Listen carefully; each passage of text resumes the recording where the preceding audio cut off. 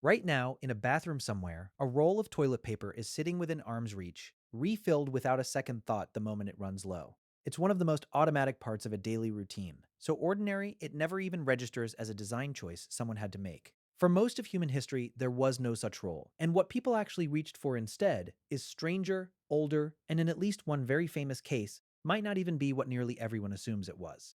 The oldest physical evidence of a dedicated hygiene tool comes from a site called Xuanquanzhi, a relay station along the ancient Silk Road in what is now Gansu Province, China.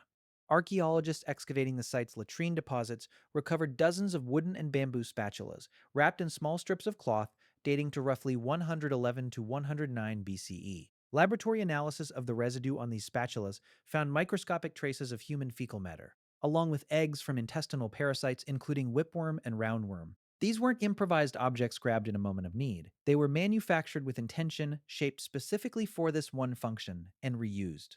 So the instinct to build a dedicated tool for this exact problem isn't a modern invention. It's at least 2100 years old, and it already came with an unglamorous side effect baked in. The parasites went right along with it. Now here's the part almost everyone thinks they already know, and the part worth slowing down on. Ancient Rome is famous for the Tersorium, a natural sea sponge fixed to the end of a long wooden stick, rinsed in a channel of flowing water or a bucket of vinegar or salt water, and shared communally in public latrines.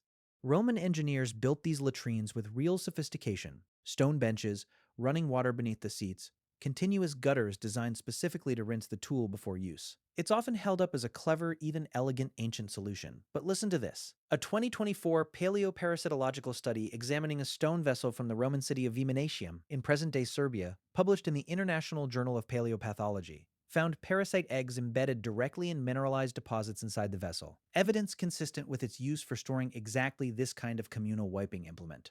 And separately, recent analysis of latrines along Hadrian's Wall in northern England, examining sites dated to the Roman occupation roughly 1800 years ago, found extensive evidence of roundworm, whipworm, and likely liver fluke infection among the soldiers stationed there, despite those same soldiers having access to some of the most advanced sanitation infrastructure in the ancient world. Here's the disturbing part.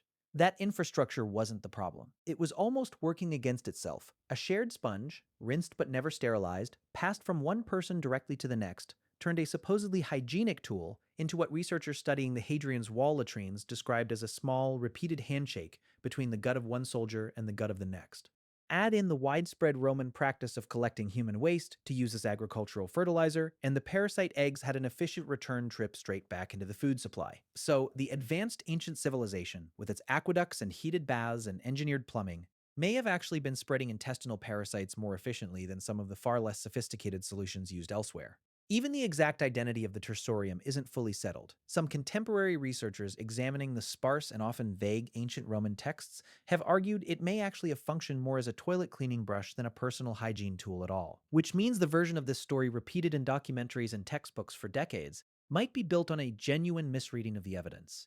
Outside of Rome, solutions varied enormously by region and by what was locally available. In ancient Greece, people used smooth stones known as pessoi, along with curved fragments of broken pottery called ostraca, a detail with an extra layer to it, since some surviving pottery fragments used this way were inscribed with the names of disliked public figures before use. In medieval Europe, materials split sharply along class lines. Wealthier households used wool or hemp cloth, while moss, leaves, corn husks, and even handfuls of straw served the same purpose for those with fewer options. This is the turn underneath the whole story. The solution was never really about comfort. It was, quietly, an entire hidden axis of public health, one where engineering sophistication and actual sanitary outcomes didn't move in lockstep at all, and where a civilization could be simultaneously the most advanced plumbing system on the planet, and one of the most efficient parasite delivery networks in it, which puts that roll of toilet paper sitting in arm's reach in a slightly different light. Not glamorous, not something anyone thinks about. But compared to a shared sponge on a stick, or a spatula scraped clean and reused by the next traveler passing through a Silk Road relay station 2,000 years ago, it might be one of the single most quietly significant public health upgrades